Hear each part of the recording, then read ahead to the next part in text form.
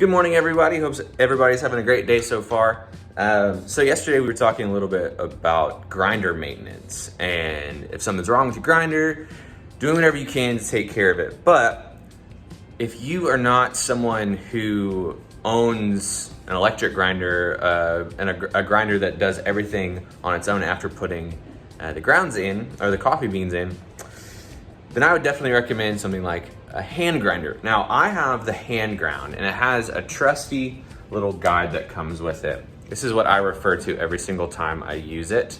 This is also available on the Handground website, so if you just search for Handground hand grinder, then you'll be able to find it. Now, what's cool about it is it is an adjustable grinder. There's a lot of grinders out there that for the hand manual portion of that industry that says grind certain speeds, certain velocities to make sure that your grind is either finer or coarser. This one, for the most part, you just twist and click. It does have half settings, so you can be a little bit more precise with your grinds, but it's pretty easy to use. Here's a quick little clip of us using it this morning as we brew for our V60.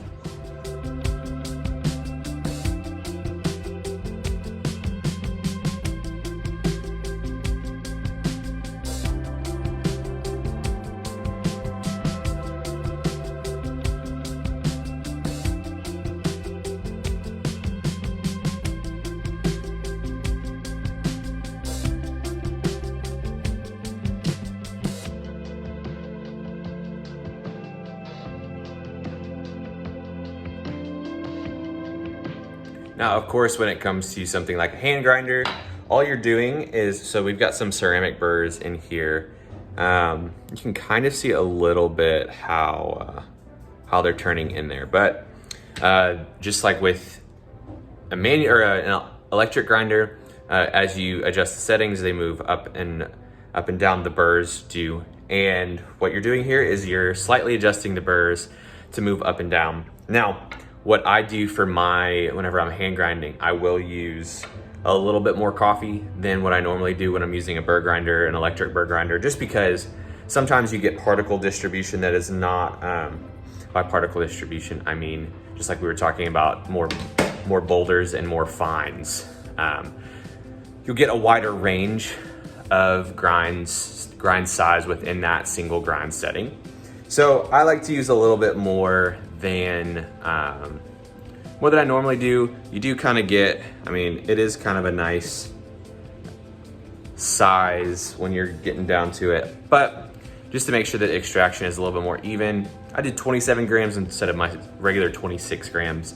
But Handground is a great grinder. Porlex has a great option as well. Commandante, I think that's how you say it. They're super great. They have really great reviews, and everybody who I've talked to about manual grinding, they talk about that grinder as well. So if you want to step into grinding your own beans at home but don't want to pay $150, manual or hand grinders like this, they're great. This hand ground was maybe about $100, maybe 90.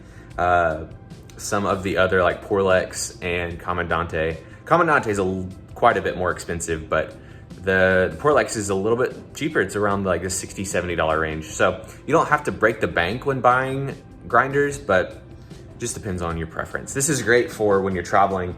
This arm right here, as you can see, it can be kind of awkward when you're putting it in a suitcase. Handground includes an Allen wrench in order to remove that part so that you can put it in, what I do is I put it in my AeroPress bag whenever I travel. Works great. It helps me make sure that everything is nice and compact and doesn't break off in my luggage or hurt my luggage. So definitely would recommend these, but otherwise, make sure you're checking out our podcast. We just released one today. Like we talked about yesterday, we've got a huge section on brewed coffee. What is it? What do people not understand about it? Or what do people misunderstand about it even? And how can we be better informed customers when we're walking into a cafe? So check that out and tell me what you think.